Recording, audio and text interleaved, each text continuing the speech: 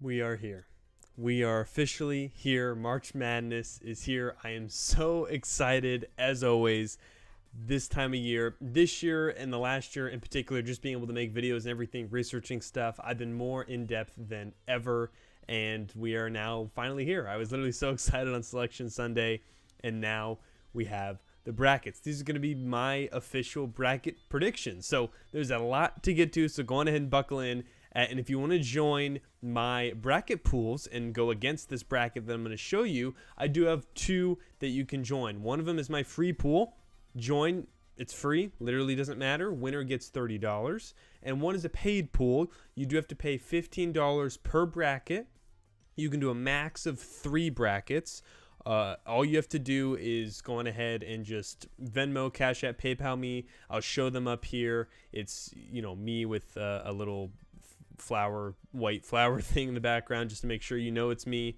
But in that pool, 3rd through 5th place gets their money back, 2nd gets 30, and 1st just gets the rest. We're going with the jackpot style. They're based off both of these are based off my specific scoring format that I think best provides the best mix of both rewarding picking upsets along with getting the Final Four and champion picks right. It's a seed plus round type of scoring, and these scores per round are based on the Fibonacci sequence, slightly adjusted to give more to the top. I think it's the best because it makes you think of the real risk reward of picking upsets, which can separate you if your bracket does also hit with the top tier teams. So different types of scoring system you won't see anywhere else in other pools, so it's even more of an incentive to go on ahead and join this pool. Initial reactions specifically to the bracket. The bubble, I think, was pretty clear that they got it right. I was surprised NC State was a play-in team. I thought they would be above Missouri, but Missouri gets a 10. Not to mention they are playing a team they already saw Texas, NC State is in Texas.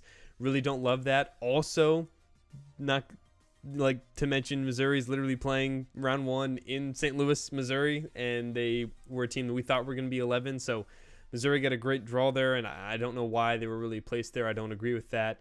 Miami of Ohio clearly was going to be in, no doubt about it, but the distinction was clear. Your resume is what got them in.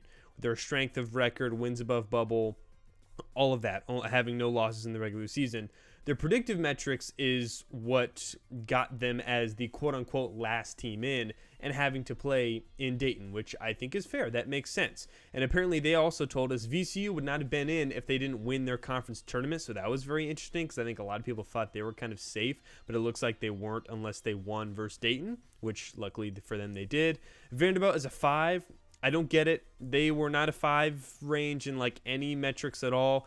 They didn't disappoint in the SEC tournament. They literally made the title game. Nothing was even lower than 14th in any metric, so I don't get the 5 seed. And the main one is I think Duke got screwed. Arguably the hardest region is the number 1 overall seed region, and it's potentially for every single round.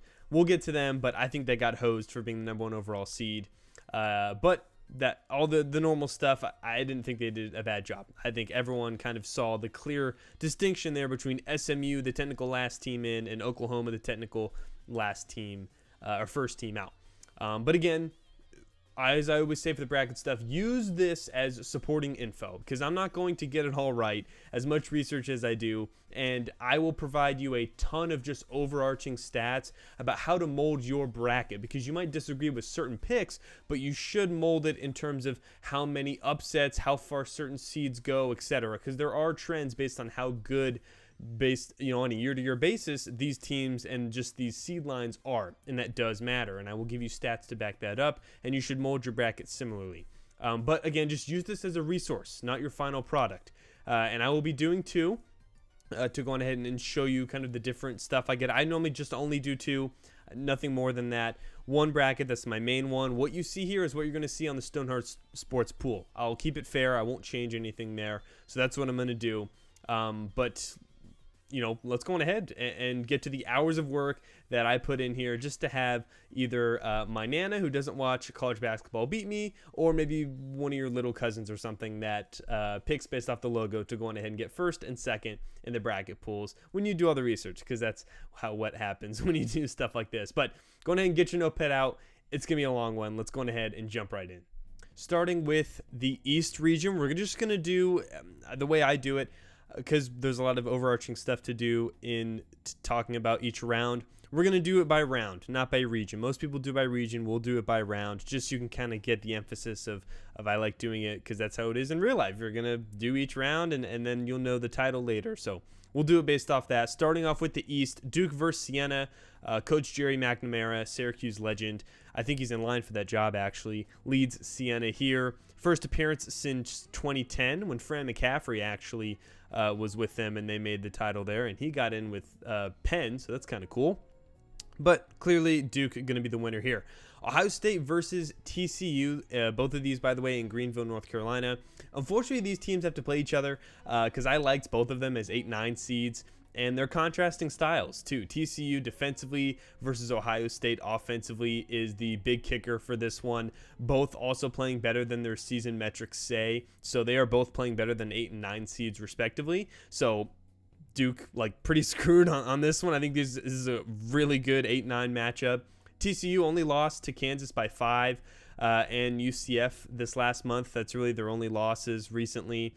They can beat big-time teams. They did it versus Iowa State, Texas Tech. They beat Florida earlier this year. They are a grimy defensive team to play. Ohio State, prolific offense. Bruce Thornton, one of the best guards in the entire country. They were consistently going win-loss, win-loss, win-loss on the bubble. They get a stretch, were able to beat Purdue, and they go on ahead and get up to an 8 seed here. They had some main starters out, but they have them all back, and since March 1st, they've beaten Purdue, and Bart Torvik has them 4th with a top 5 offense since all those players are back. Again, not a huge sample size, but if that's how they're playing offensively right now, I think it's too much. So for this specific one, go on ahead and give me Ohio State here. But if you have TCU, totally fine with that. This is a really close matchup. St. John's versus Northern Iowa. Now, when I saw this, and maybe some of you thought of me when you saw, UNI, I was pissed. As a Northern Iowa guy who has found them out, and I just absolutely have loved them, because I was thinking this would be, I was just really nervous about this matchup for UNI with as much as I have loved them and talked about them on these multiple videos. UNI is a weird team, and they're weird here because they are better now than their numbers say. The key is this do-it-all glue guy, Tristan Smith. He missed some time around the middle of the year, their most important player and their best player. And since he's been back, they've been a totally different team. And that's how they were even able to win the Arch Madness region, which is famous for having a lot of teams potentially upset teams in March. And they won it with a pretty low record, but analytically, the predictive metrics did still like them. And their luck rating, which we went over in the third video, was pretty low. And normally you don't see teams that win their conference as these lower tier mid-majors with a very poor luck rating actually make it. Rarely does that ever happen. Now, with this one, St. John's as a matchup, first glance, it did kind of scare me. They, have been as hot as anyone. They just won the Big East. The biggest thing is their lineup changes. Dylan Darling has been inserted into their main starting lineup, and it's the best lineup they've had since, with him and all the experienced guys. Since with him starting at the end of February, they have the #1 defense in the country, with the strength being running teams off the three-point line, one of the best three-point defenses. The offense does take a hit with this lineup that they run out there, at least the starting one, with Ian Jackson and Joseph Sandin coming off the bench. But they only have one offensive metric inside the top 100, and that's 2-point percentage in the 70s. So the offense really has taken a hit with St. John's recently, but it hasn't mattered because their defense has been so good, at least from who they've played in the Big East. Now, UNI, since Tristan Smith has been back, is ranked 33rd in the country, both offensively and defensively. They're inside the top 50.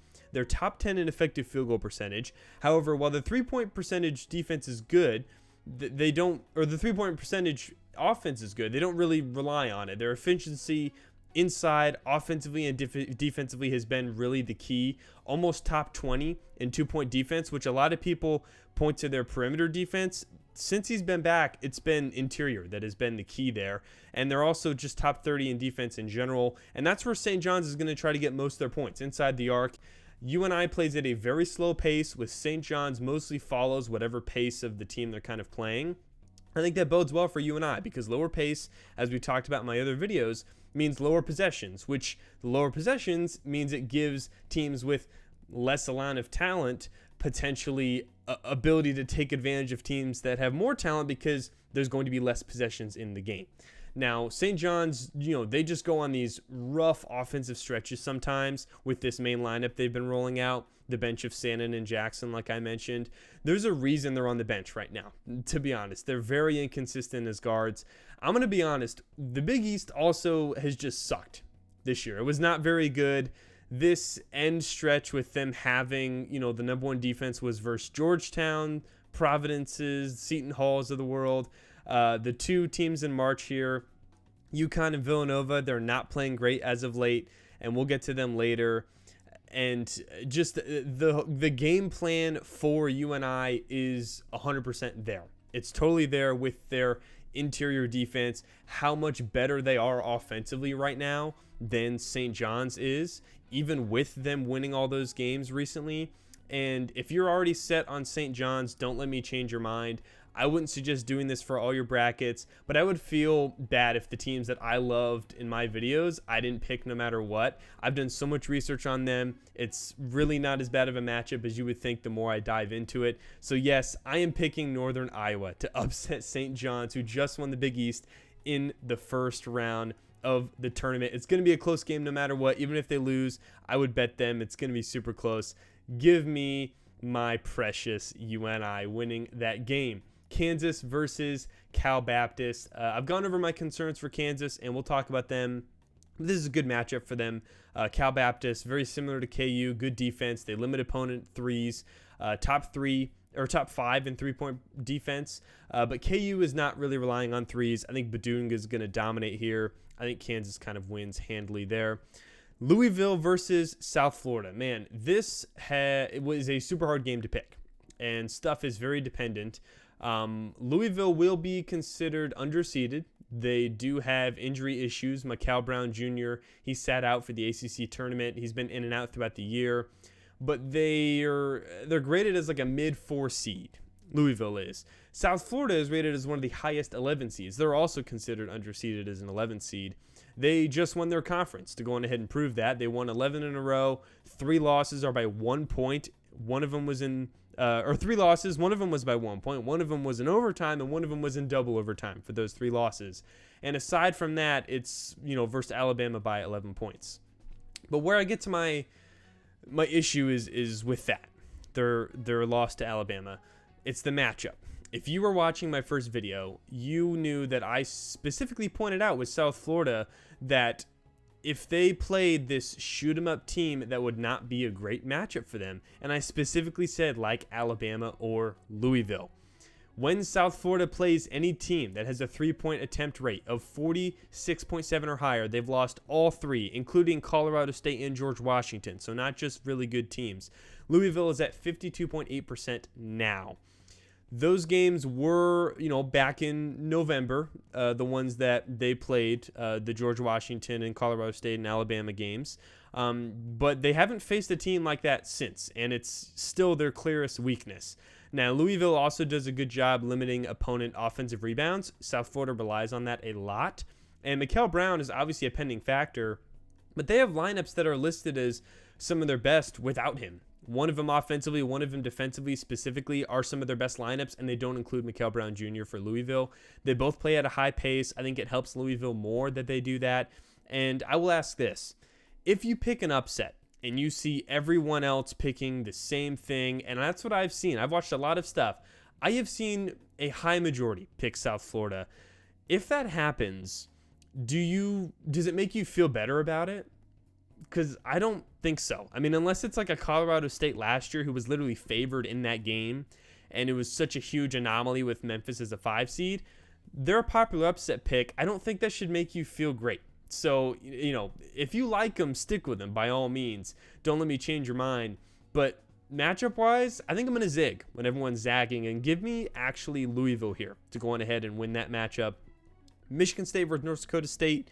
North Dakota State, a 14 seed here. They actually do a good job in the rebound battle, but so does Michigan State, and they're obviously just bigger. I did see one guy actually pick North Dakota State, so if that wins, then he should be getting a lot of attention on CBS, but I'm clearly going to go Michigan State here. UCLA versus Central Florida, UCF. These two teams could not be going in different directions.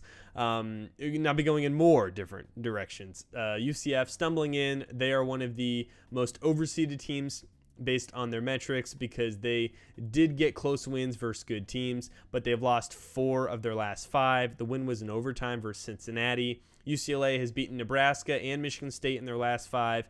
Lost to Purdue without Tyler Bilodeau, or Dent didn't play most of the game. He got hurt in that game. Not really thinking twice here. I'm honestly doubling down. Both brackets, I'll be picking UCLA. UConn Furman. Furman is back after their crazy upset in 2023. They're actually maybe one of the best 15 seeds here because they've had injury issues throughout the year. However, either way, I'm really not worried about any sort of 2 seed losing to a 15 seed here. So going ahead and give me UConn there. So that is my East. Let's go ahead and move over to the West. We have Arizona versus LIU here. Shout out to the Long Island Sharks. Unfortunately, they're probably going to look like guppies here more so. So I am definitely taking Arizona. Villanova and Utah State. Honestly, I'm surprised Utah State is a 9. They were looking more like a 7, but the Mountain West Conference only having 1 bid really pushed them down. Now they have to face a 1 seed if they win in the next round. That's going to be tough. Villanova in Kevin Willard's first year, they make March, and they were like the clear 3rd Big East team in what was a weak Big East. They've had recent injury issues as well. Matt Hodge, starter, 3rd best offensive player, going to be out. Utah State has experience. MJ Collins, Mason Falslev, they are probably going to be the 2 best players in this game. I think it's honestly closer to a 7-10 with Utah State being the 7 and Villanova being the 10. Maybe Villanova's more of a 9, but still, I definitely am going Utah State and not really thinking twice. Majority of people are too, but it makes sense why. Wisconsin versus High Point, the 5-12 matchup here. High Point's 2nd year in a row making it, but different coach and very different team. High Point is very clear on what they do, the defense, and they want to dominate the turnover battle. Top 5 in turnover percentage offensively and defensively. They force 16 turnovers per game and turn it over less than 10 times per game. The offense is, in the whole season might seem like the strength, but in the last 6 games, it's been the defense that has been the strength for High Point. They're 6th in effective field goal percentage. Now, Wisconsin. We know they're one of the hottest teams. They have some of the biggest wins in the country, beating Michigan State, Nebraska, Purdue. However, they have also lost to Minnesota and Oregon, so they get slip-ups versus lower teams. They tend to play to their competition a little too much. They did just have a great Big Ten tournament run without their best player in Nolan Winter, who should be back now. They have their best team defensive efficiency with him on the court, so he definitely is a bonus being there. For over the last month, even with some of the losses they've had, they're top 10 in Bart Torvik. We'll see what gives with Wisconsin taking care of the ball and High Point going for big turnovers, because Wisconsin does do a good job of taking care of the ball. So, it's not a gimme at all. I wouldn't be shocked if they win, but I can't go against Wisconsin in round 1 right now. And normally when you see strengths for 2 teams, if the team that's been tested more is still really good at it, I think we normally tend to go towards that. High Point has been picked in a lot of games, but I personally am not going to pick them. I'm going to go Wisconsin here. Arkansas versus Hawaii. Arkansas comes off the SEC title. Hawaii is here for the first time since 2016, where they did win in round 1. The Rainbow Warriors have a good defense. They limit offensive rebounds, and for a low seed, they have a lot of size. 5 guys over 6'8" or taller, including a 7-footer and Isaac Johnson. However, they've been playing without a key starting defensive guard they had back in January, so that changed to a really tall lineup since then. And overall, they've been rated worse without him playing. Hawaii has.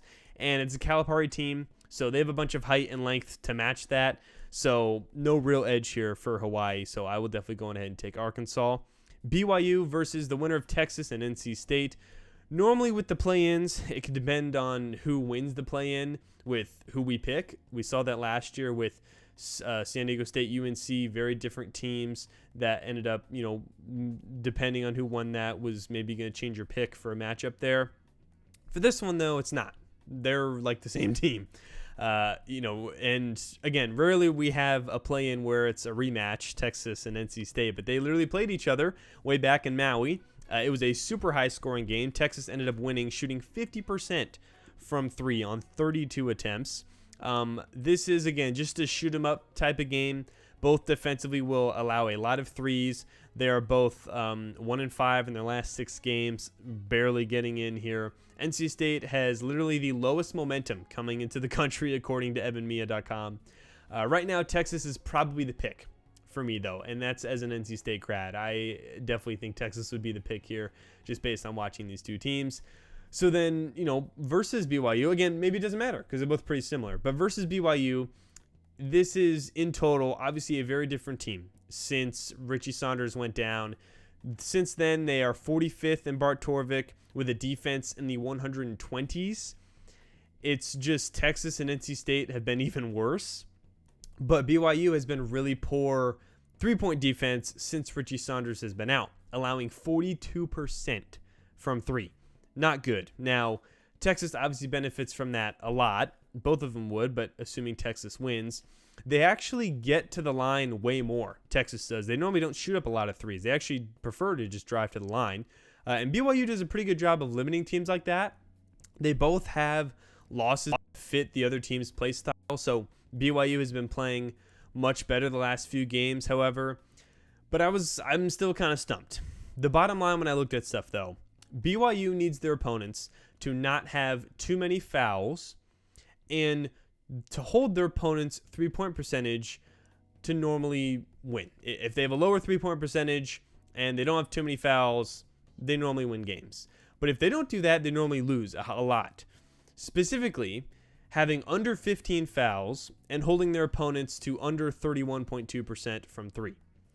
Texas has only had one time where their opponent hasn't had over 15 fouls. So, again, when I say 15 fouls, BYU needs to have 15 or less fouls. Texas has only had one time where their opponent hasn't had, more than 15. And they get to the line a ton. BYU, not very deep, and even less deep without Richie Saunders. But they've also shot, Texas has, under 31.2% from 3 0 times in 2026. They've never done that.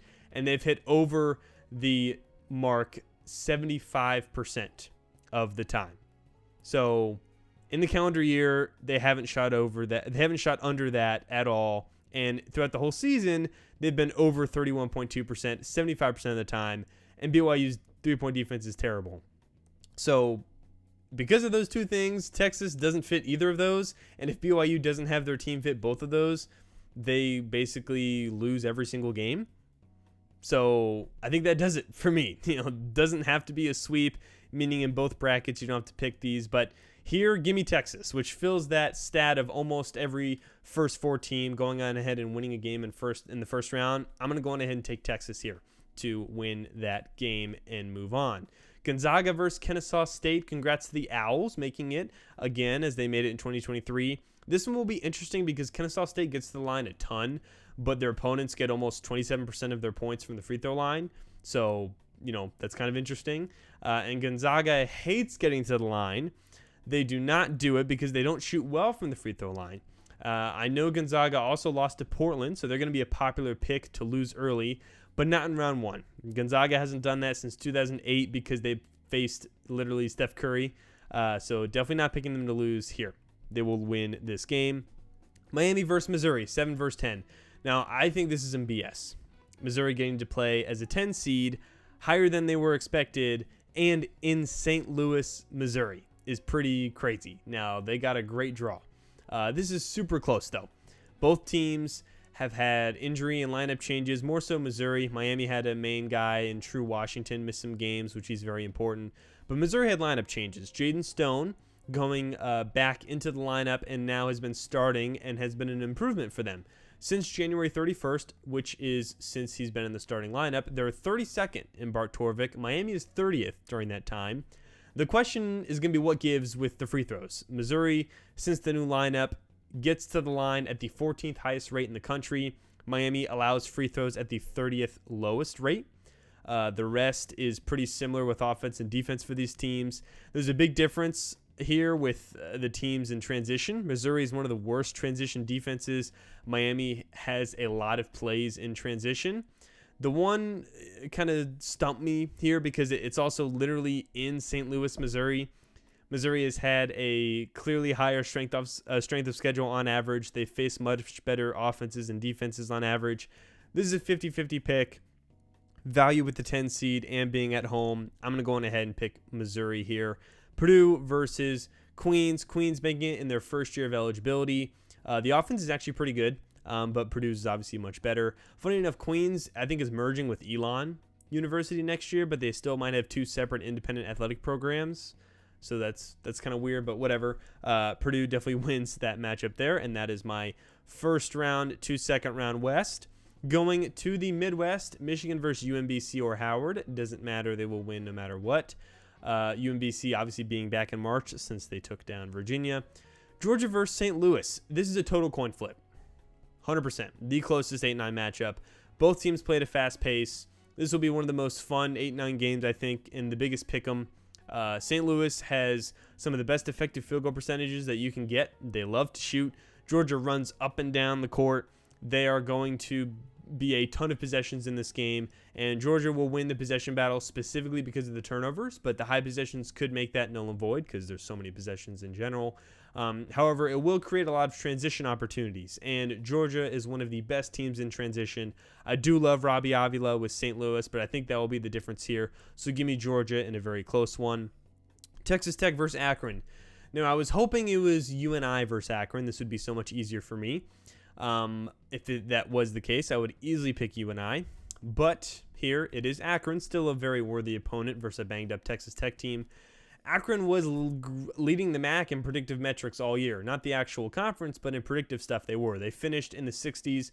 John Gross making his march in his second year in a row, and they shoot the crap out of the ball. They want to get in shooting matchups. They shot 38.5% from three, and almost 47% of their attempts in general are from three.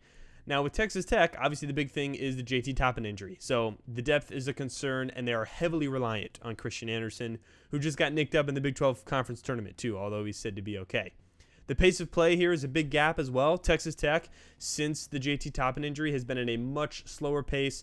Akron plays much faster, top 30 pace in the entire country. However, Texas Tech likes to shoot too. They do like to shoot a lot of threes, and some of the stuff does benefit them here as well. Akron does not get to the line, so with Texas Tech's lack of depth, that really helps them. They're not going to have any fouling out issues probably. And since the JT Toppin injury, Texas Tech has had a top 10 offense but a below 100 defense. And I don't want you to underestimate how good a top 10 offense really is in today's day and age. Both teams are going to be shooting a lot of threes, and they have been since that time as well that I went and looked at the stats, which is obviously since JT Toppin's been gone. I will take the Akron points and the over here. This is a close game, but with these teams being so similar shooting-wise since JT's been out, normally that's a sign that the team that has done it versus harder competition, and the fact that it's not a matchup benefit for one specific team, especially the lower one, probably does favor the better team here. Another one where the upset pick is probably pretty high, and I think diving more into it, I think it'll be a classic close game, but one where the higher seed pulls out. So I will go Texas Tech there. Alabama versus Hofstra. Hofstra is another team that's gotten a lot of love, and for sure eye glances before even going into March. Hofstra is similar team to UNI, a team that has upset potential. Since February 1st, they are 53rd in Bartorvik. Offense is around the hundreds, but defense is top 30 with number 1 effective field goal percentage defense and number 1 2-point defense. They shoot almost 37% from three as a team. They have two big-time guards, Preston Edmond and Cruz Davis, who play 95% of the team's minutes. He shoots over 40% from three. Their bigs rebound super well, too, both top 50 in the country in offensive rebounds. They have a 7-footer and a 6'10 guy to go on ahead and match up. And for Alabama, since the whole Bediako thing, the normal team that they've had since around February 8th, they are 23rd in Bartorvik, 11th offense, but 81st defense, with the third highest three-point rate and one of the highest tempos in the country. it's going to be all about who can control this game with the different tempos. Alabama has lost to any team whose 2-point defense is in the top 20. So Gonzaga, Florida, Arizona, all games were by double digits as well. Aiden Holloway also just got arrested on a drug charge, and it was, weed, but still, you got to know, dude, it was a pound, and it was, not seemingly they deemed not being used for consumption. So that's a pretty big concern. So all signs point to Hofstra as an upset. However, because it's so obvious with the game plan, I feel like maybe Alabama just adjusts. Like, the issue for me is also, as Hofstra's offense has not been ideal recently. They don't shoot well inside, and if it's just going to become a shooting battle, why would I not take Alabama? That they've done a great job taking care of the ball, aside from one really crazy fluke game versus Florida where they had 18 turnovers. But this is the best 13 seed and probably the worst matchup for Alabama, in my opinion. And I still won't pick it for my main bracket. If you do, I could totally see it happening, so go for it. But that's how crazy, again, the top is. So I will go Bama here. Tennessee versus the winner of Miami of Ohio versus SMU. The first 4 game, this one could be really fun. Miami deserved to get in. We already mentioned them looking to prove themselves and really close to their campus versus an SMU team who has not been playing great as of late. They've been without guard BJ Edwards. He's said to give it a go in the play-in game, but won't be 100%. Miami's coming off their first loss, obviously, in the first game of the conference tournament versus UMass. Now, with Miami, I know the issue is with their analytical rankings, and I understand it. However, they did have a lineup change after the calendar year. Evan Esparro, he basically was out December 21st. They had a completely different lineup. Since he's been out, they're actually 72nd in Bart Torvik with a top 60 offense and a wins above bubble of 36. And they've had and just for reference, right now they're around the 90s. So they're a whole 20 spots higher since that point where they've had a major lineup change. And they've had their best players miss some games here as well. Peter Suter and Luke Skaljak. They've missed, both of them have missed 2 separate games, and they are around like 1.5 plus in KenPom if they played those games, and they didn't. So with all their close games, that does mean something, because it would have made some of these games not as close, and as a result, make their metrics look even better. SMU's perimeter defense has been terrible. I actually do think Miami here gets a win and at least shows like, hey, we deserve to be here. So I think they actually do win the play-in and they get that 11 seed. And then predicting them versus Tennessee, it's pretty up in the air. Miami of Ohio in general is just a really hard team to pin down because we have no basing for, like they haven't played any higher ranked teams and they've only lost 1 game. So it's really hard to pin them down for matchup wise. Tennessee has a clear game plan, dominating the offensive glass, playing close to the rim offensively. Defensively, they have been tested and they have succeeded. I think the size will be too much, to be honest. I don't think Miami of Ohio is going to beat them. Tennessee has the 3rd best odds ever as a 5 seed to win, or as a 6 seed to win their first round matchup. Although the 2 teams with better odds were 2009 West Virginia, 2017 SMU. Both of them lost. So maybe that says something, but that doesn't mean that the matchup for those 2 wasn't great. And I think for here, Tennessee probably is a pretty solid matchup there. So I will go on ahead and take them to win this first round matchup. Virginia versus Wright State. Virginia coming off a great showing in the ACC tournament. Wright State is in March for the first time since 2023, and their best team since 2018, where they were also a 14 seed. Awful matchup for them, though. Wright State does not love taking threes. They mostly go inside. Virginia, if you didn't watch the ACC tournament, they're pretty good inside. So I will take Virginia clearly. Kentucky, Santa Clara, 7-10. This one has gotten a lot of talk, specifically for Santa Clara as an upset. And most of you probably haven't watched Santa Clara, so we can go over them with you. They made March for the first time since Steve Nash was there as an at-large team as well. There's 3 West Coast conference teams in it this year. They've really gotten some good aspects to them. First is their size. They have the size to match with any of these Power 5 teams. They crash the glass offensively. Most of their points are threes, but they shoot efficiently inside as well. Defensively, they do a great job of trying to force turnovers. They do not like getting to the line, one of the lowest free throw rates in the country. Christian Hammond is one of their best guards, shoots over 50% from the field and 40% from three. Kentucky has had so much turnaround this year. Transfers that didn't pan out, got injured. Since they've had their main lineup, which Cam Williams, another guy that's been out for a while, since he's been out, I think he is back now, but he didn't play a lot of minutes in their last game.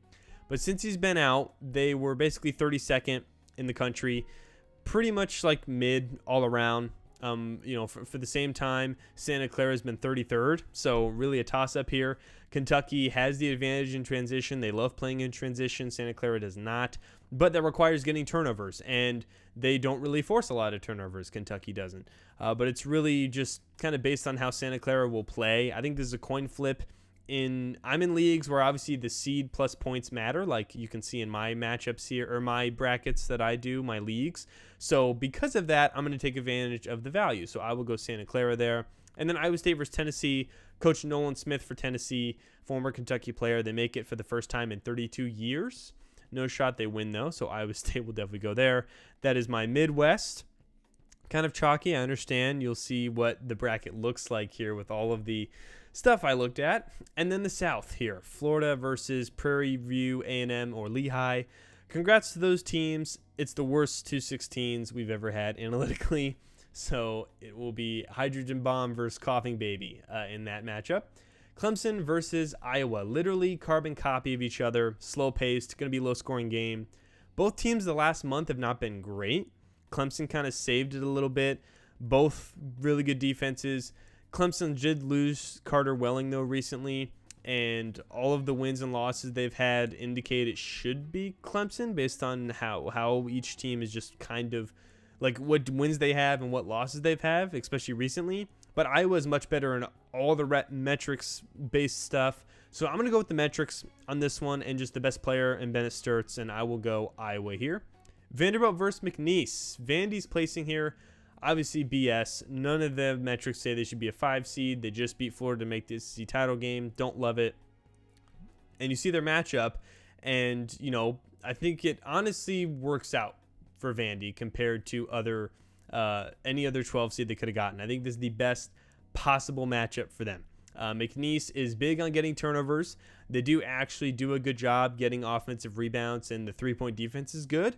Seems like those are all things you need to beat Vandy, but the offense is just not at all good enough to win McNeese. And Vanderbilt plays at such a high tempo, and McNeese does not shoot well from three. McNeese does all the previous stuff I said. They could still lose because you can't not shoot well versus Vanderbilt unless you're dominating inside, like a Florida, like a Tennessee, like that level of dominating. McNeese won't dominate that much. Vanderbilt also has the highest odds ever for a 5 seed to win their round of 64 game. So yeah, I'm picking Vanderbilt there. Nebraska as a 4 seed versus Troy as a 13 seed. Nebraska is here to try and get their first NCAA tournament win. And as a 14 seed, it really better happen. I am rooting not for an upset here. Nebraska started off the year as the hottest thing, especially with the media. Really cooled off since then. Since their first loss to Michigan, since that, they've been 28th in the country, 110th offensively, and 8th defensively, so top 10 defense, but below 100 offense. And since the Iowa road loss, they're actually 41st with 140s offense, but the defense has stayed the same at around 7. So the offense has just kind of been much worse as of recent. Troy has had a lot of games that they've actually played up to their competition. USC, they should have won that game, went to triple overtime. They beat San Diego State in double overtime. The two biggest things they were able to win those games for, or almost win, was they dominated the offensive glass, and they did a good job defending the three. Troy has also recently been great inside, shooting 60% from 2. Nebraska is really poor on the offensive glass and defending inside. This is the worst possible 13 seed they could have gotten. It really is. Maybe Hofstra would have been worse, but these two, not ideal that they're playing them. I just can't pick against them, though. I just can't do it, Nebraska. I just think that the gap here is just too large. But, man, take Troy's points, and I would not be surprised. I might pick Troy in my second bracket. I'm not going to lie. Just not here. Let's get this into fruition. Nebraska, oh my God, if they lose as a 4 seed in the first round, not ideal. I think the defense, though, is elite, and I think it will get them past, but that is a closer matchup than you would like. North Carolina versus VCU. This is obviously with UNC injury-wise. That's why they're a 6th seed here, Caleb Wilson not being here. So we have to go with how they have been since he's been gone. Since he's been gone, the 13th of February, they are 39th in the country, according to Bart Torvik. 51st offense, 48th defense. Pretty mid and pretty bad for a 6th seed. With him, they were 25th in the country. They don't, I think, stand out in anything really since he's been gone. Literally nothing, except they haven't had a lot of fouls defensively. During that time, VCU is literally 29th, so they're literally better than them. Evan Mia says they actually should be favored by 1 point. VCU also gets to the line a lot, so clashing stats here. But UNC hasn't faced a team like VCU at all, so I honestly don't even buy that stat for UNC. There'll be more incentive to drive just because their best player is also down there with Henry Visar. He'll have a great game, but I just can't look at their stats without Caleb Wilson and pick them here. So I'm clearly going VCU, to be honest. Both UNC and BYU, who we will talk about, or no, who we did talk about, earlier up here. Both UNC and BYU have a below 55% chance to make the second round. That is the second time since 2016 and 2014. 2024 was the other year, where multiple 6 seeds are at 55% or worse to make the round of 32. And in those 2 years, 11 seeds went 3-1. So 3-1, 2-2, that could be maybe what we're looking like for 11 seeds. So far, I have not one, but I do already have 2 winning here, or we already did this one as well. I have 2 winning. If you want to do 3 with South Florida, maybe that's fine. Or if you like Miami of Ohio or something to beat Tennessee, that's good. But seems like we're going to get at least maybe another 50-50 split with the 11 6 seeds there. Illinois versus Penn as we scroll down here.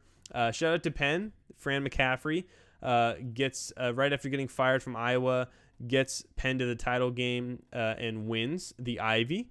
Very good stuff for him. They had a guard, TJ Power, who dropped 44. They shoot 38.7% from 3, but they will not win here. I will definitely take Illinois. St. Mary's versus Texas A&M. Stark difference in play styles. A&M fast pace, St. Mary's slow pace.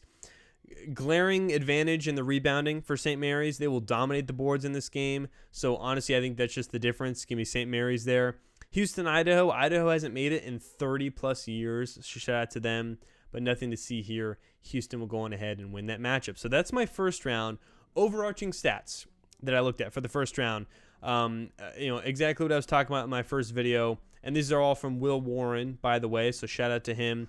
Here's the overseeded, underseeded chart. For those of you that looked, you can go on ahead and see kind of what they look like here. Again, I do not recommend just purely picking underseeded teams to go far and overseeded teams to not. We always see some teams mess up, but there are some you have to take into account, and I think some are obvious with injuries like the UNCs, like the BYUs, etc. But there's not as many stark underseeded teams as we normally have this year. That's not really something that's prevalent this year, which is kind of interesting. But you can see certain stuff here, like the 11 seeds, no one is overseeded. So that's really, or obviously aside from Miami, Ohio, but that's kind of really interesting to look at there. Here's just the chart from Evan Mia. I just wanted to show you that just so you could see it there for those of you requesting if you wanted to do based off your bracket. But just for stats, it's the best 1 seed, 2 seed, 3 seed, 4 seed, 5 seed. 5s are actually rated higher than 4s, but also 6 seeds and 9 seeds. All of those are the strongest ever they've ever been. 1, 2, 3, 4, 5, 6, and 9. All the highest ever in average net rating. 7 and 8 seeds are the second strongest ever. The gap between 1 and 16 seeds is the second highest ever. And the gap between 2 and 15, 3 and 14, 4 and 15, and 5 and 12 are the highest ever on average for what their efficiency margin is. And 6 versus 11 is only the second highest ever. That's what I was talking about. The 16 through 13 seeds are listed as the worst ever for the second year in a row. There is heavy separation that is happening. Both we saw it first last year, and this year was even more so. There are only 0.8 expected upsets on the 1 through 4 seed line. So they're saying one through 4 seed is not going to win in round 1, and it's probably purely a 3 or 4, and honestly maybe just a 4 would be the one you could even think about, which for me obviously would either be Troy or Hofstra. So it's very possible. In terms of overall upsets, meaning 4 or higher seed difference, the expected is similar to last year, around 3 in the first round. Now there could be more, but probably maybe like a 4, I would say, instead of 3, but I would do 4 or 3, like real upsets in the first round, at least for the round of 64 specifically. This year's 4 seeds all rank inside the top 16 out of 96 total for odds to make the round of 32. Only one team in that top 16, which is 2024 Auburn, did not win that first round matchup. With the gap between 5 to 12 seeds, it's the largest gap ever. There were only 2 years that were close to that, 2015 and 2016. 2015, the 5 seeds went 4-0, but 2016, the 5 seeds went 2-2. So I would still say having some kind of 12 seed upset is possible. I did Northern Iowa. If you want High Point or Akron, I would not recommend McNeese, but you could do McNeese. I would say still do at least one. And for just the second time ever, 2009 was the only other time, multiple 6 seeds, Louisville and Tennessee, are at a 70% chance or higher to make the round of 32. The gap between 8 and 9 seeds is basically nothing. It's one of the lowest ever. So specifically Ohio State, TCU, St. Louis, Georgia, those are pick'ems. So the round of 64 is probably more similar to last year based on the numbers than you would kind of hope. But the round of 32 maybe doesn't have to be. I would still have your like 10 plus seed in the Sweet 16. I would still have that. I would still have maybe a 6 or 7 or sometime maybe something even lower than that. Probably not specifically, but something around there could make the Elite 8 as well, maybe a 5 seed. It does happen every year, but that's just some overarching stuff for the round of 64. Let's go on ahead and get into the second round. I'm going up here. Ohio State versus Duke. Whoever they get, Duke got screwed here. Both of these teams playing better than their seed line. Without Caleb Foster and Patrick Ngumba, they still won the ACC. They are still a top 10 team during that time. The issue is Ohio State is also a top 10 team during that time. They've been so hot. 6th best offense in the country. They're shooting 45% from 3 in their last 5 games. If they play this game without Patrick, I think there is absolute vulnerability here. But he is day-to-day. They're saying he should be back before this game. And if he is, I think they dominate inside. Still a risk for sure. But again, for either team, I just can't pick Duke to lose before in the first weekend. I just can't do it. I can't do it at all. This is just the second time in the last 25 years that 3 of the 4 1 seeds are at an 85% chance or better to make the second weekend. The other year was 2019, which saw all 4 1 seeds make the Sweet 16.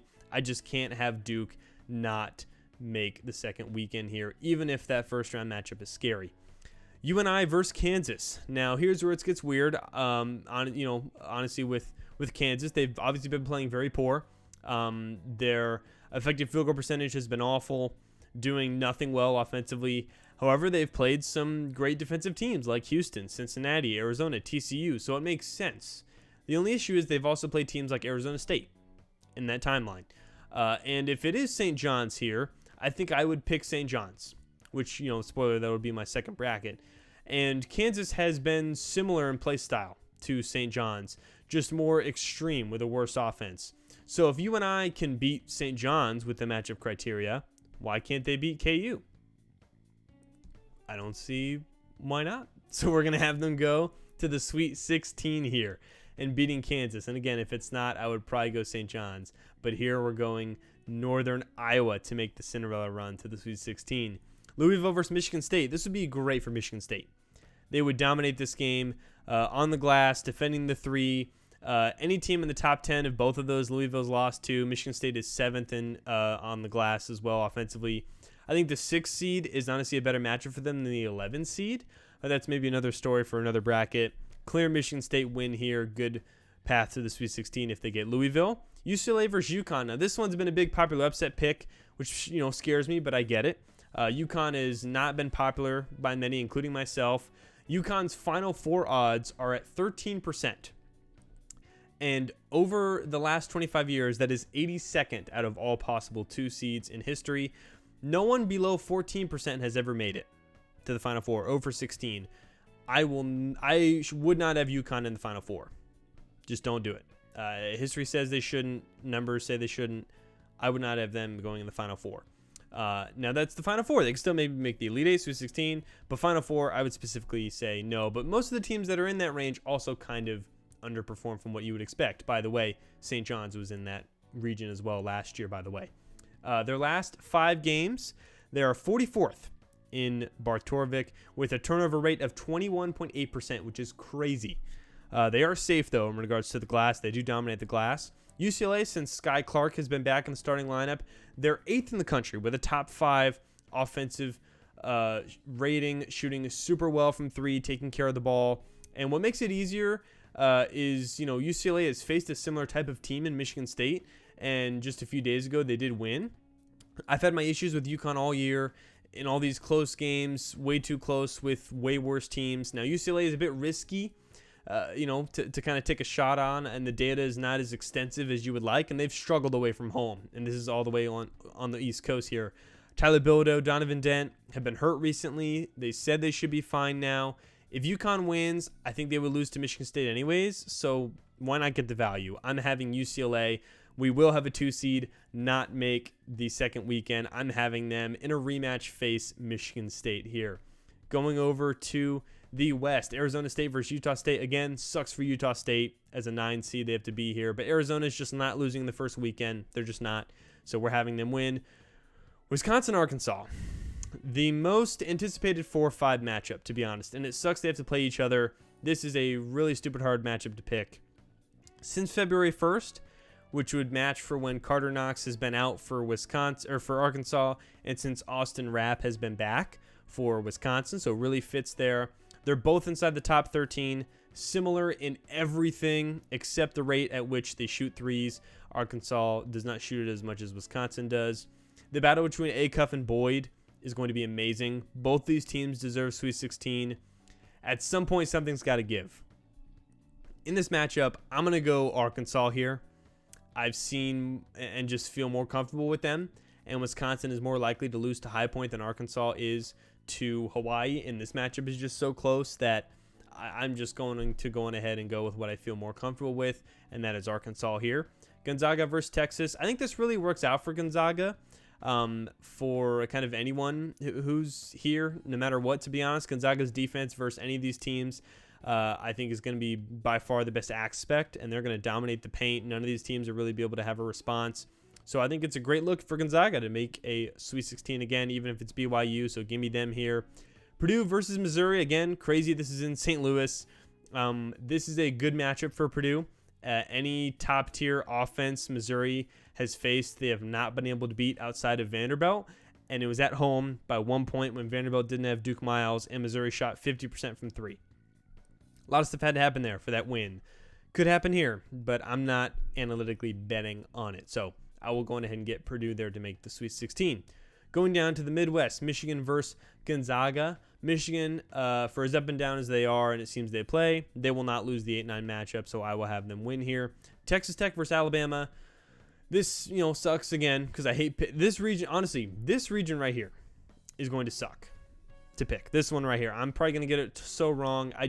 This one's going to be really annoying to pick here. Again, the Aiden Holloway thing is new that just came up. I don't know if he's going to play again. Right before I was recording this, I'm pretty sure I saw something where Nate Oates said he's not going to come back. If he doesn't play, I would be scared and maybe I would pick Hofstra, to be honest. And honestly, I think Hofstra could probably beat Texas Tech as well, because they are very similar teams here, with them being without JT Toppin. So if you want to say screw it and pick Hofstra, go for it. I've gone back and forth in this bracket. But here we have with Arkansas, Texas Tech, or not Arkansas, Alabama, Texas Tech. It's a literal shoot 'em up, and if it happens, I just don't think Texas Tech, with their injury history or their injury that they have and just the type of team they are right now, I don't think they're going to see the second weekend. I just really don't. So I'll go. Actually, no.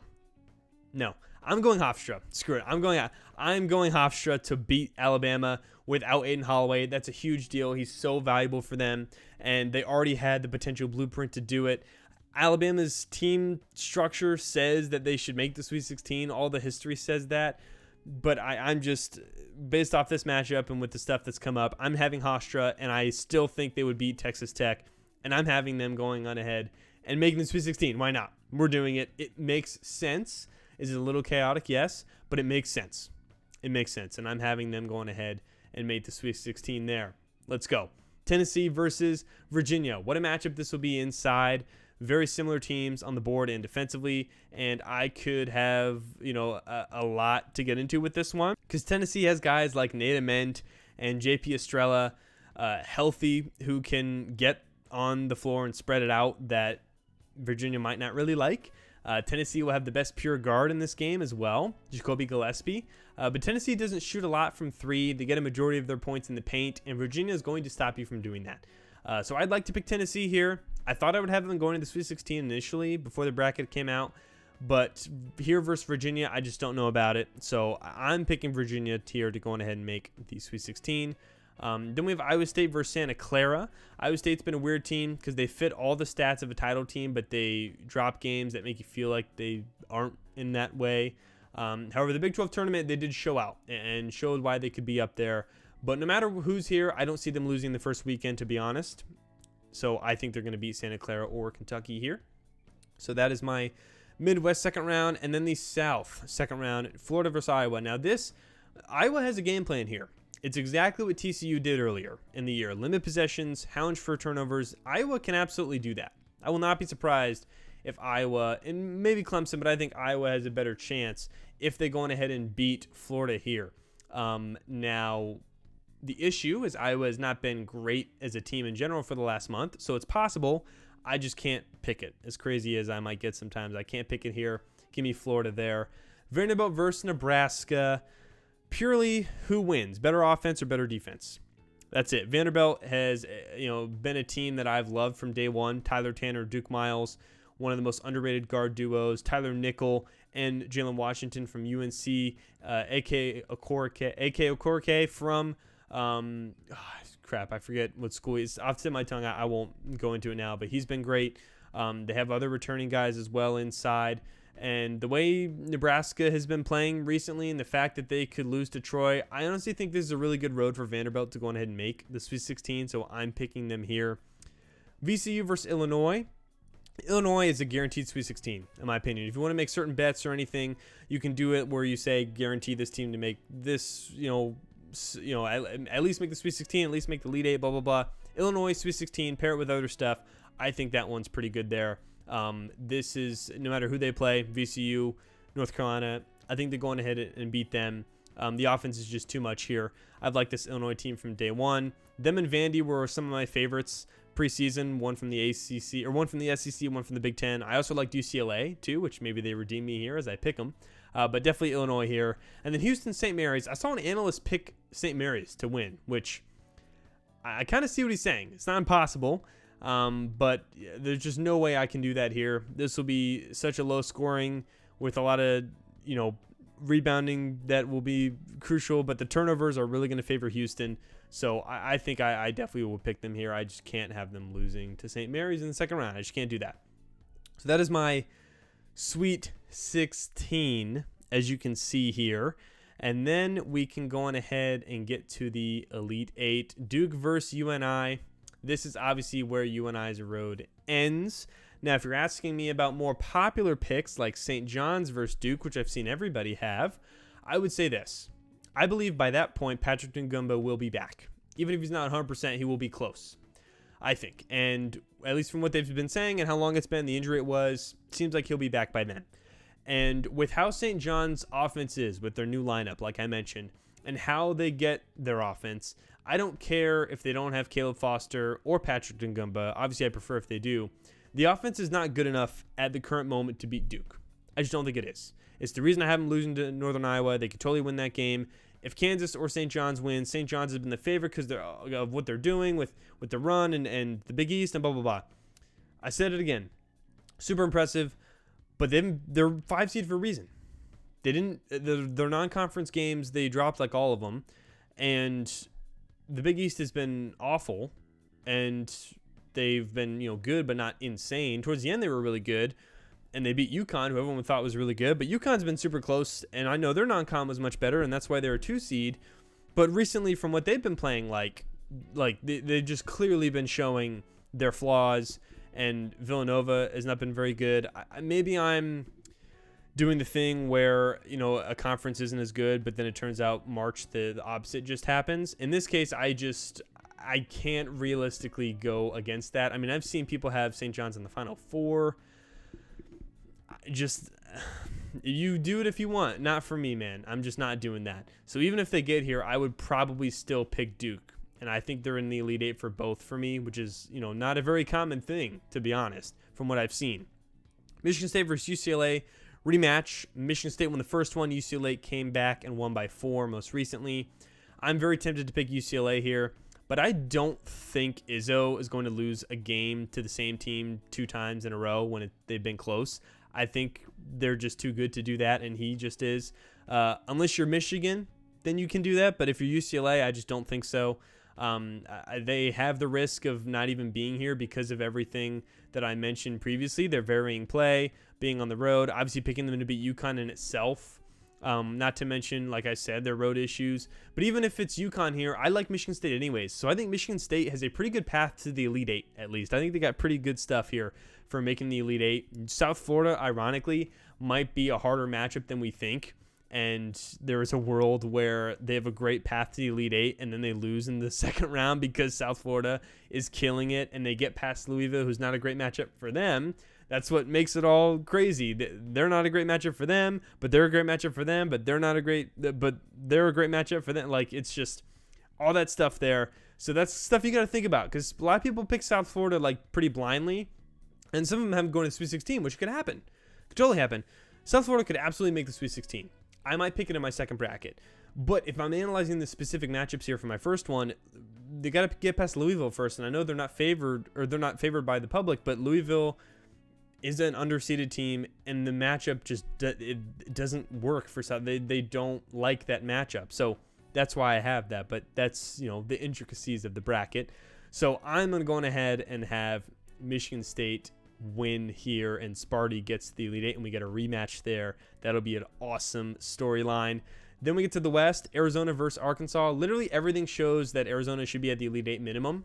They have the worst Sweet 16 game, though, with either Wisconsin or Arkansas.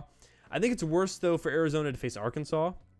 I mean, it's worse for Arizona to face Wisconsin than Arkansas, just because Arkansas versus elite defenses has not been able to do it. They're 0-4 versus top 15 defenses, so I think Arizona clearly gets by. If it's Wisconsin, maybe it's more of a talk, but again, same thing with we talked about Michigan State and stuff here. High Point is a harder matchup. I think they'll still win, but versus Arkansas, it's very close, but I still think in that matchup I would give them the edge there. So even if you got to be who's in front of you, you can't look ahead. So I will pick Arizona there. Purdue versus Gonzaga. This would be a funny matchup, to be honest, just with the storylines there with the public view of both these teams. Gonzaga lives inside, good defense. Purdue lives outside, good offense. Purdue sucks at defending inside. Gonzaga sucks at shooting threes. So it seems like a favor to Gonzaga because of that. And they beat a similar team like this in Alabama earlier. But it was when Alabama didn't have Latrell Wrightswell in that game. And Gonzaga had Braden Huff in that game, who I don't know if he's going to be here. Suggestions say he could be back for the Sweet 16, but it'll be the first game since the beginning of January that he's played.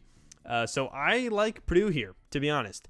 However, if it's Miami, I think Gonzaga has the clear advantage here. So if Miami gets past Missouri, somehow gets past them, I think definitely Gonzaga, shocking awe, will make the Elite Eight. But if it's here with the stuff that we referenced here, because Missouri's Purdue versus Missouri, like I think Purdue's pretty fine, even if it's there. Miami's a little more interesting. I would still pick Purdue, but there's a world where they could beat them because of how hot they are.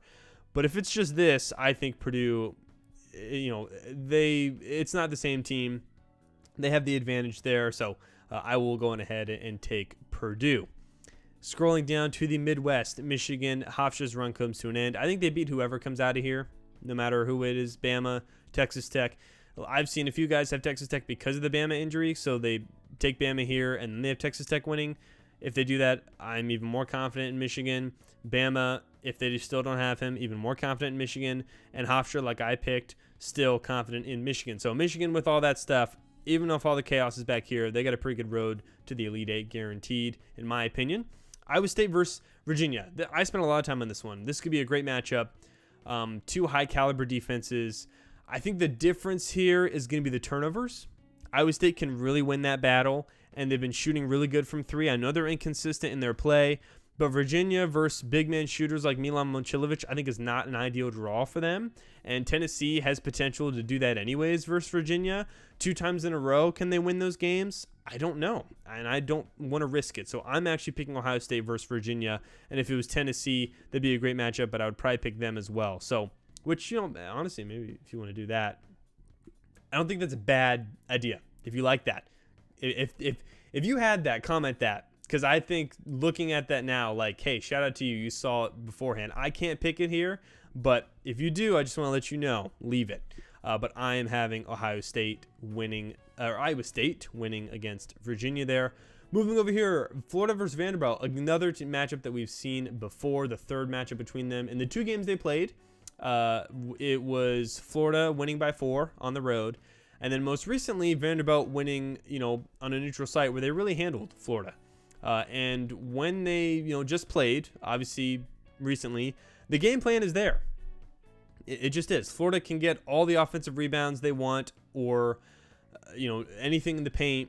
Our guards are just better than yours. That's what Vanderbilt has said. Florida hates playing half-court offense. If Vanderbilt doesn't turn it over, there's going to be more chances of Florida having to play half-court offense, and they don't like doing that because of their guards and the issues they've had. It might seem too obvious. I don't know if we'll see all the 1 seeds make the Elite Eight. And Florida is the one that I like the least, and I think is the most likely that could happen to do it. And I am biased a tiny bit because I really liked Vandy. I know we just saw it. Sometimes that doesn't happen. I'm picking Vandy. We have a 5 seed in the Elite Eight here. And then Illinois versus Houston. Man, this would be an amazing game. But there is a catch.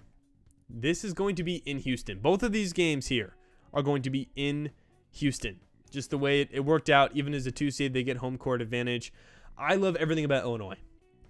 I've loved them since day one. Their guards who can get to the line, Andrei Stojakovic, guards who can defend, and Kylan Boswell. Keaton Wagler is like the out-of-nowhere surprise star upside offensive young piece. David Mirkovic is like a great combination of all those guys. They're bigs with the Avicic brothers who can still spread the floor. Jake Davis, Ben Hummerkaus, like combo, just forwards that can really shoot, and Ben as well can defend pretty well. My concern is I think Houston will just be so physical with Illinois, and they hate doing that. I just don't really think they like to play like that, and I think it's really going to affect them. The top-tier defense, I think, can be the edge for Houston. Top-tier defense versus top-tier offense. It's going to be low positions if Houston is going to have a game where which in general, both teams play at low possessions, so they're low pace, so it's going to be a low possession game. However, Illinois is a team where they are very conservative defensively. They're not reaching out and trying to get a bunch of steals, but they, in return, also don't really foul a ton. If it's a game with low possessions, which it seems like it will be because both these teams do that, and Houston has like less than 5 or 6 turnovers where no one is trying to turn them over, and they protect the ball pretty well too. If they have that, they're just gonna win. Like the matchup that it looks cool with Illinois and all the metrics, and I love all their stuff. if you're just going to let Houston have the ball, they're probably going to beat you, especially with how physical they are. So, at home as well, I think Houston probably wins that there. So then that gets to our Elite Eight. Duke versus Michigan State is the first one. Rematch from earlier this year as well, and rematch from an Elite Eight we saw a few years ago. Big time matchup in the same spot. Michigan State, they beat them. Cassius Winston beat that Zion, and I believe it was Cam Reddish, and there's probably someone else I'm not even remembering on that team. But again, the farther I go with Duke, technically the healthier they are. And when they played, they walked into Breslin Center and were able to win.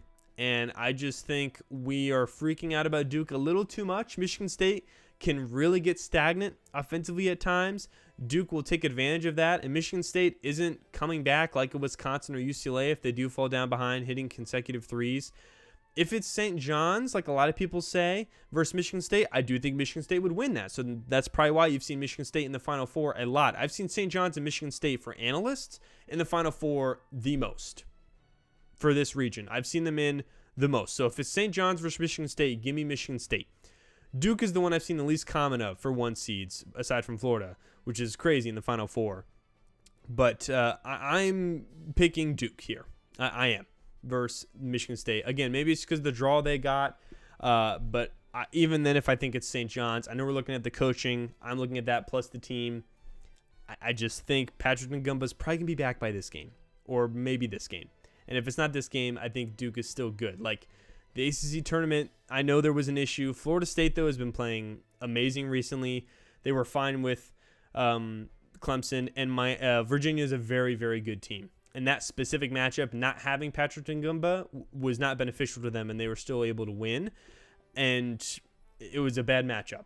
And with some of these, if they're not really bad matchups, and Patrick Ngumba is still going to be there, even without Caleb Foster, I still think they can go on ahead and win these games. So just the way it worked out, but I actually rarely do have Duke in the Final Four. Arizona versus Purdue. This one was really tough, specifically because of, I'm literally reading the wrong thing because I scrolled too far. I scrolled too far down on my list here.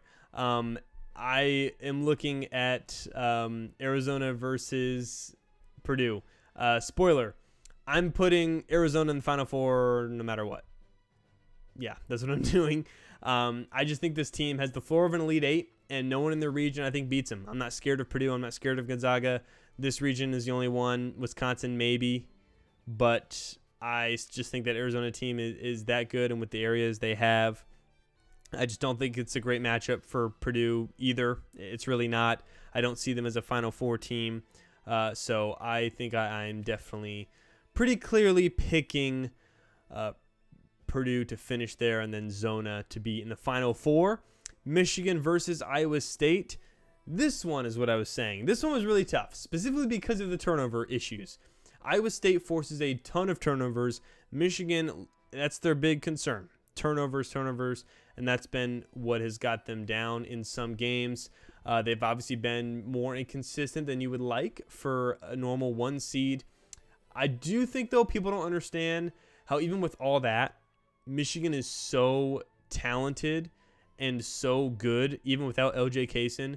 Iowa State, I just don't think is going to have an answer for a Damara, or rather just anything at the rim. Michigan is so dominant down there. Maybe Virginia is a better matchup rather than Iowa State versus Michigan. But you're playing Iowa State in this realm, and maybe Iowa State's probably a better matchup than Virginia. So, for Virginia. So, you got to play who's in front of you, again, like we always say. And if it's Michigan, Iowa State specifically, I don't think they get past Michigan. I've seen it happen for some people. I get it with the turnovers. I think they're also just not looking at the fact that, that's been the case all year. Like literally all year. And Michigan was the only one to do it. And they, Iowa State has similar stuff too, because they do have a big guy, Milan Momcilovic, who can hit threes, and they've had good stretches hitting threes. Very, very possible. Absolutely, Iowa State could do it. If I'm picking my bracket, I don't think I'm picking them. So I am going here. Yes, 3-1 seeds. I will explain later. You can shame me all you want here, but we'll just wait and see. You see what I did last year, and that worked out pretty well. Then Houston versus Vanderbilt. I think Houston kind of handles here, to be honest. The defense is too much. Home court advantage. Vanderbilt won't be a Final Four team, in my opinion. If this is Florida, it's more of a question. With Florida's dominant rebounding, we might live in a world where they're a better matchup and could win versus Houston. But it is still in Houston, and if Chris Sinak Jr. can go on ahead and stretch the floor like he did versus Kansas, that's going to be a huge advantage for them, and I don't think Florida is able to deal with stuff like that. But for that specific game, I think also Tennessee, they beat Houston earlier this year, and that's kind of a similar matchup. Now, the one caveat is Mercy Miller was not a factor in that game, and he's been in much more of one now. But maybe if Florida gets there, even with the lowest Final Four percentage of any one seed, clearly they have by far the lowest of any one seed this year, they could be a better matchup and maybe going ahead and win, which would be all 4 one seeds again. But yeah, I'm not doing that. So I'm picking Houston there. No 2 seed has better Final Four odds than Houston at 25.5%, the second highest ever, behind Tennessee of last year, who was in this region matched with Houston as the 1 and 2 seed. And, obviously we know Houston won that because they were a better matchup. But here with Houston having the second highest ever and Florida having the lowest, for any 1 seed this year for the percentage chance to make the Final Four, I just think that value makes sense. And I don't even know if that's taking into account the region and it being in Houston. So I think Houston, I am picking to the Final Four. And this is my Final Four. I know you hate it. 3 1 seeds.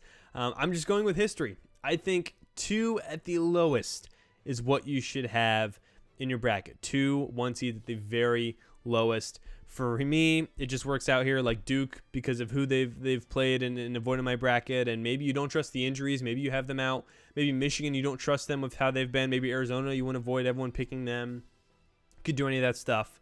But let's go ahead and just pick the Final Four here. Duke versus Houston, a rematch where Duke came up just short. Houston's got similar guys now, but even adds Kingston Flemings, who will be a huge factor for their entire run, will be the reason why this team is going to be here. Obviously, Chris Sinak in here, Mercy Miller, a freshman coming off the bench. JoJo Tugler was there last year. So a mix of guys. Duke team, obviously similar as well, replacing Flagg with Caleb Boozer, or Cam Boozer, and also, both Boozers there. But with this Duke team, they would have Patrick Ngumba for sure healthy by now. I don't think Caleb Foster would realistically be back, but they did say he's aimed for Final Four, so maybe there's potential there. I think with this Houston team, something is just off for me. Now, I say that, and I picked him in the Final Four, but I mean as like a title team. Milos Uzan is not playing as good as he did last year. Houston and the just top tier games, like they just have not pulled it out as much as they did, unlike last year. And this year's top group is even better than last year's, which they were a part of, and they're really not a part of that this year. They're close, but they're just not. I won't laugh at you if you pick them to win it all. I know a guy on CBS Sports that did. I believe Matt Norlander, maybe I think he picked them to win it all. But I'm just not going to do it in either of my brackets. And if they make it to the title game like this, if it's a Michigan State or St. John's, I think I would pick Houston. But or honestly, if it's a Florida here as well, if Florida makes it, I think I would pick Florida if it's a St. John's or a Michigan State. But here with Duke, if they make it here, I think Duke beats Houston and gets to the title game. So give me Duke there. And then Arizona versus Michigan. What a matchup. One we actually haven't seen before. 2 young, new, hot coaches. This would be Dusty May's second Final Four already in his young career. And for Tommy Lloyd finally getting to the Final Four, he's he's had a lot of pressure, I think, in this tournament for sure because of the expectations, but he's been high seeds and lost earlier before, has kind of been capped at the Sweet 16, finally gets to the Final Four here. 2 teams that are elite defensively, elite in the paint. That's been the kind of caveat, or just the not caveat. That's been the commonality for all these top teams. Elite in the paint, elite front courts. For me, the concern obviously is, can Arizona win by avoiding threes? Because at times we've seen it catch up to them, like Iowa State, and they were still able to win because they did shoot like 50% from 3 in that game. So maybe lucky there, but I think it shows that they can go on ahead, even if they have to, make certain threes that they need to in certain games. They just don't really like to go to them right away. I'm looking at the guards, though, in this game. There's so much on Elliot Cadeau.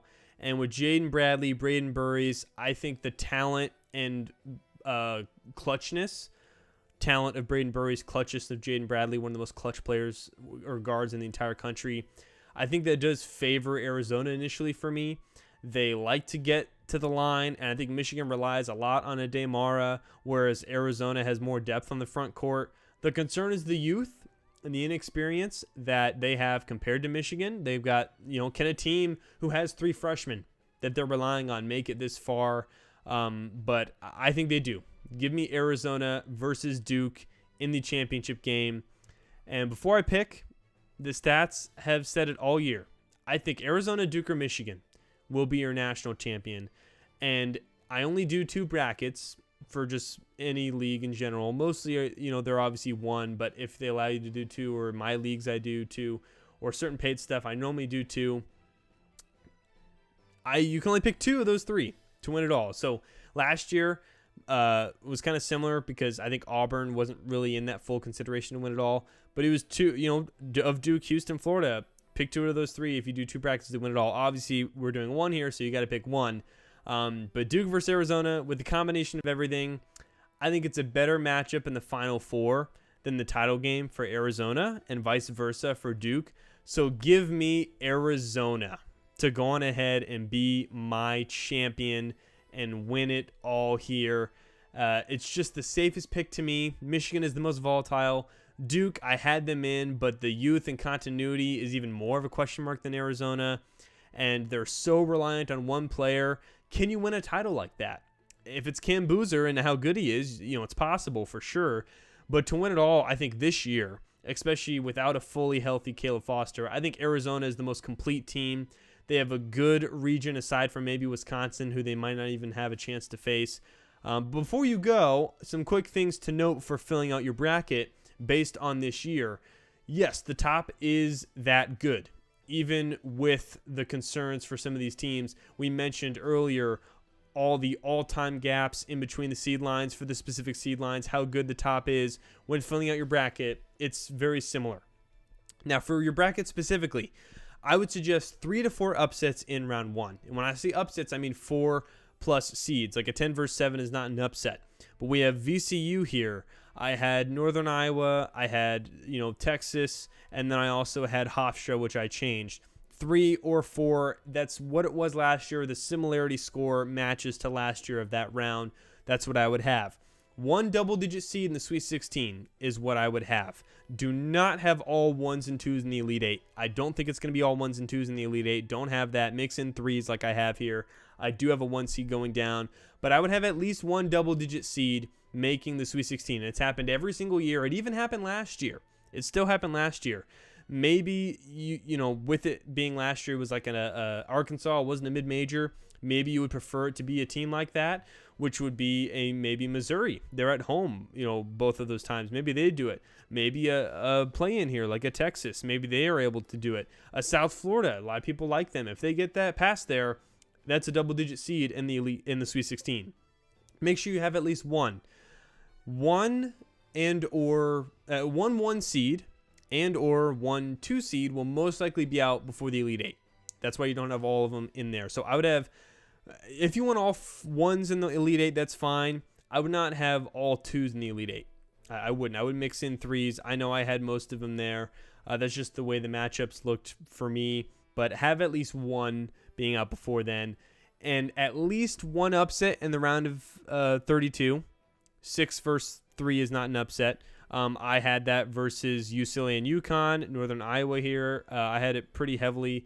Hofstra there. So I had a lot of stuff like that. But have at least 1 real upset in the second round. And at least 2 1 seeds in the Final Four, like I mentioned. I have 3, but at least 2. And a 1 seed is going to win it. And I think it's going to be Arizona, Michigan, or Duke. I would pick 1 of those 3. And for me, I'm having Arizona win it all. And that is going to be it for my main prediction video. So much stuff. It was literally 25 pages of script and research that I went through. But that is my bracket prediction. So we'll see how good it does. Keep in mind all the stuff I said, all the possibilities. Matchups are a huge deal here. Some teams might get you think they're going too far, but it's because of the road that they get. Some of these teams, maybe you're not as high on. Again, I want to emphasize, don't just copy this. It's not going to be 100% correct.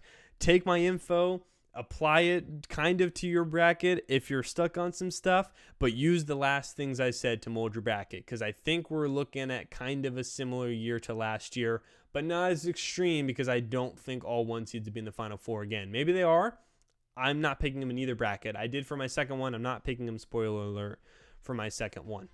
But that'll be it for me. So thank you so much if you stuck around through the whole time watching all my preview stuff. I've gained so much subscribers, so much stuff recently. I really appreciate all the support. So thank you so much for that. Again, join my bracket pools if you want to go ahead and verse this bracket, paid or the free pool. But that's going to be it for me. Let's enjoy March. Stay smart, stay sharp, and I'll see you guys later. Peace.